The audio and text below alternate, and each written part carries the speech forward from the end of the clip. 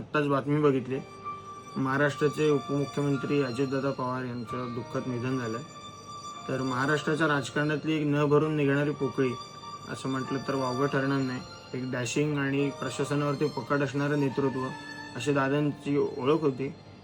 तर अपघाती निधन त्यांचं व्हावं याच्यासारखं दुर्दैव महाराष्ट्रासाठी काय नाही. तर दादांना विनम्र अभिवादन करतो आणि त्यांना भावपूर्ण श्रद्धांजली अर्पण करतो.